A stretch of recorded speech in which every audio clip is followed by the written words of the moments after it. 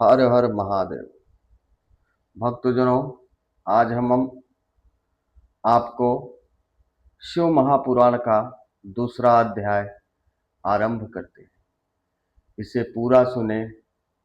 यदि आप इसे पूरा सुनेंगे, आपके अंदर भक्ति जागृत होगी और भगवान की कृपा आप पे बनी रहेगी।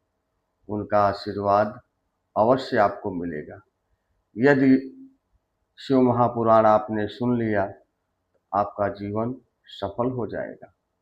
हर कार्य में आपको सफलता प्राप्त होगी। इसके उपरांत आपका कुल परिवार सुखी और वैभवशाली हो जाएगा।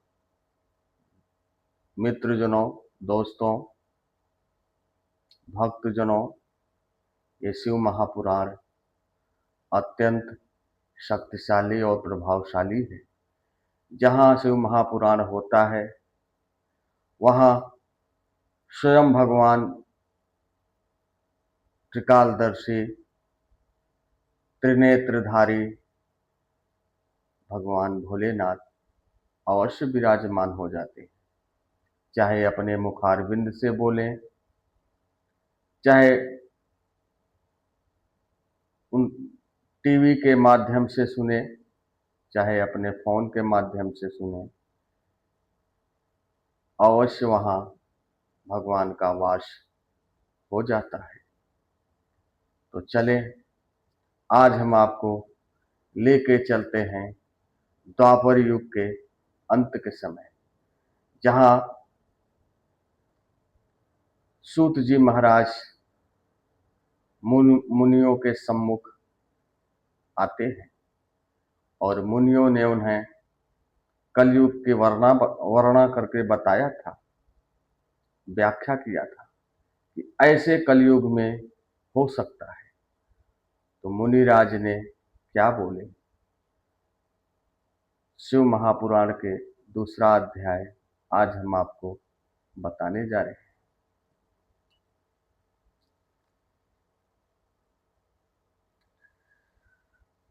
जब जब होए धर्म के हानि, बाढ़ असुरया धमय अभिमानी, तब तब प्रभु धरि विविध शरीरा, हरहि कृपा निध सज्जन पीरा।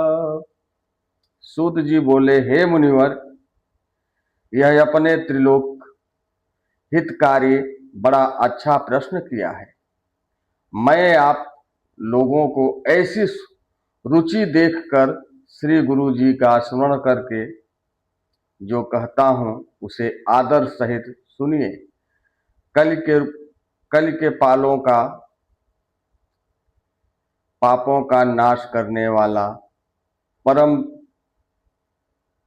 दायक शिव महापुराण नाम ग्रंथ सब ग्रंथों से उत्तम और वेदांत सार का भी सर्वस्व है, जिसके पढ़ने से सुनने से मनुष्य सर्वोत्तम शिव गति को प्राप्त होता है।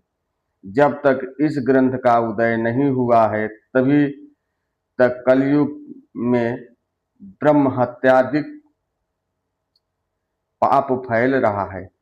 शास्त्रों के झगड़े, नाना प्रकार के उत्पात, क्रूर यम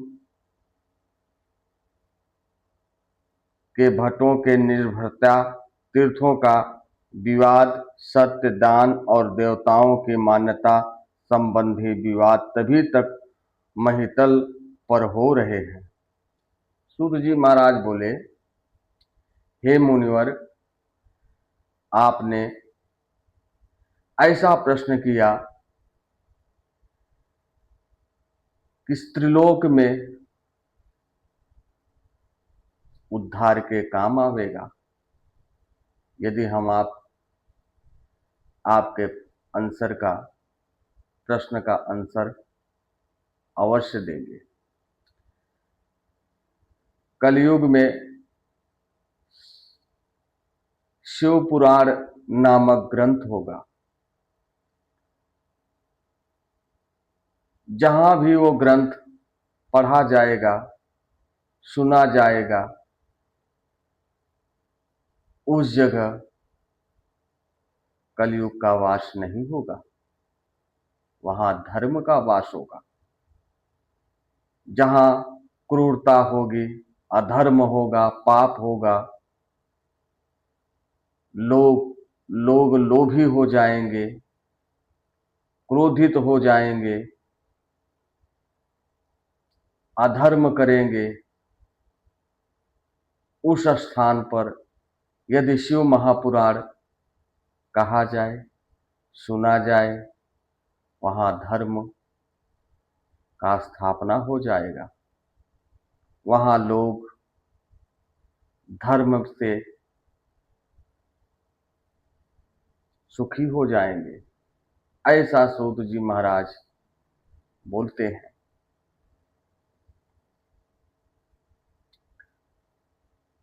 पर हो रहे हैं। जब तक श्री महापुराण पृथ्वी पर उदय नहीं होता है, तब तक यह प्रत्यक्ष हो जाएगा।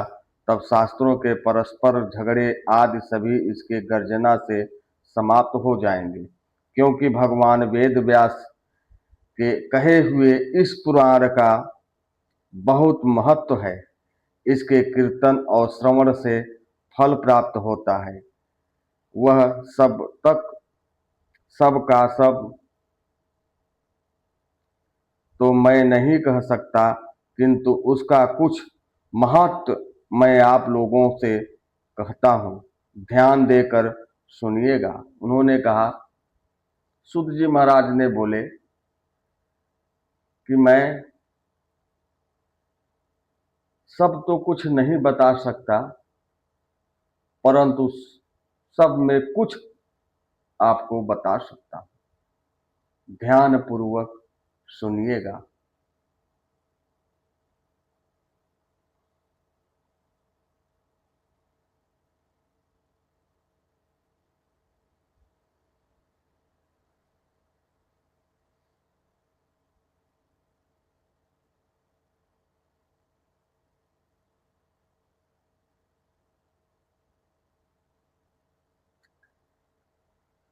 इसमें अपनी ओर से कुछ नहीं कहूंगा। जो व्यास जी ने कहा है वही मैं कहूंगा। व्यास जी ने कहा है, यदि शिव महापुराण का यह एक आधा श्लोक भी कोई पढ़ेगा तो वह पाप से छूट जाएगा, और यदि सावधानी से संपूर्ण पढ़े तो जीवन मुक्त हो जाएगा, और इसके अनुसार आचरण करे तो एक एक दिन में एक एक अश्मेव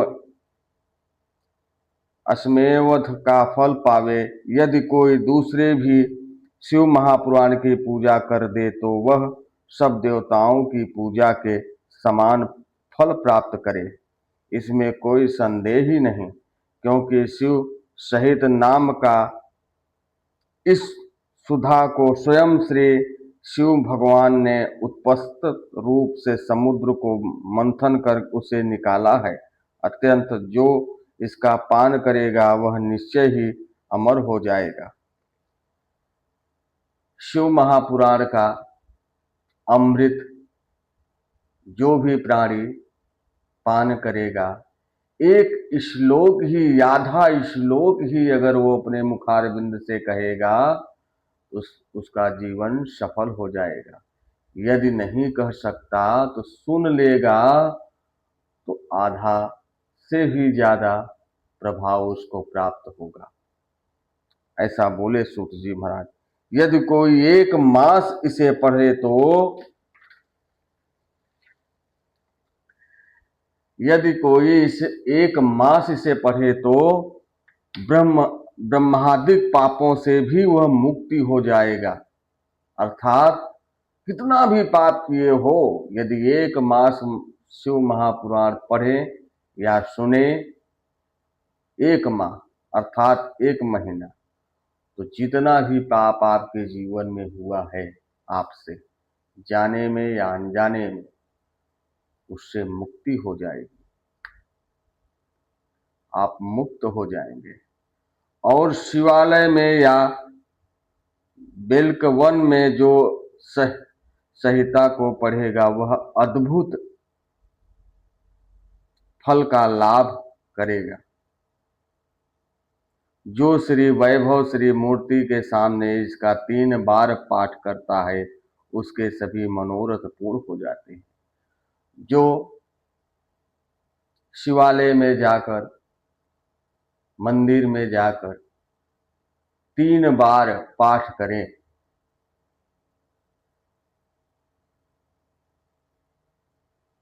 उसके हर मनोरथ, हर मनोकामना पूर्ण हो जाएगी, ऐसा शिव महापुराण में दिया गया है। यदि चतुर्थी के दिन निराहार रहकर बेल्व के मूल में बैठकर इसे पढ़ें तो शिव जी की पूजा के समान है। उसके देवता भी पूजा करते हैं। इसमें शिव जी के दिए हुए अर्थ, धर्म, काम और मोक्ष चारों पदार्थों का विवेचन और उनकी प्राप्ति के उपाय तथा शिव जी की लीला और विज्ञान सब कुछ निहित है। अतएव यह सब प्रकार से आदरणीय है। वेद और श्री ब्रह्मा जी के सम्मति अनुसार शिव जी ने ही पहले इस श्री शिव पुराण की रचना की।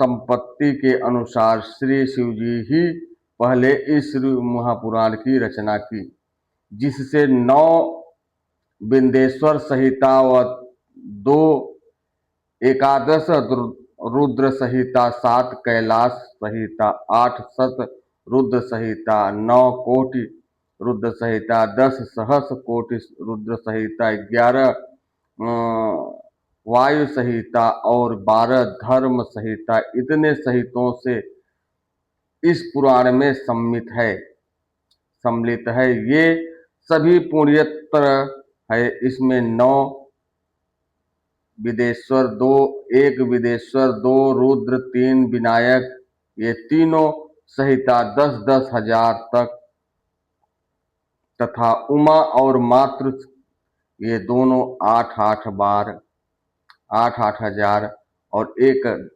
एकादश रुद्र संहिता 13,000, कैलाश संहिता 6,000, शतरुद्र 3,000, कोटि रुद्र 9,000, सहस्र कोटि रुद्र 11 बार 11,000, ऐसा हजारों लाखों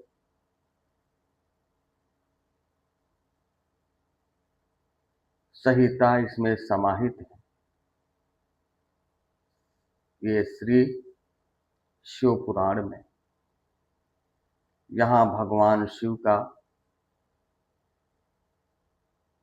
अत्यंत प्रभावशाली मंत्र भी है। और ये जो भी प्राणी इस शिव महापुराण को सुनेगा, कहेगा, उसको अवश्य फल मिलेगा, पाप रहित हो जाएगा, पाप मुक्त हो जाएगा। दोस्तों, निसंदेह आपको पाप रहित होना है तो ये शिव महापुराण अंत तक सुने, कहें, एक सिद्धांत बना लें कि हम शिव महापुराण सुनेंगे, कहेंगे और भगवान का आशीर्वाद प्राप्त करेंगे। यदि आपने ऐसा किया तो आपका जीवन सफल हो जाएगा।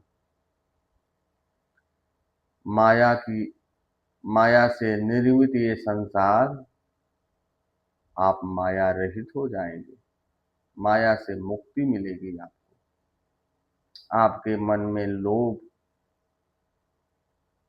क्षण भर के लिए शरीर में प्रवेश नहीं करेगा।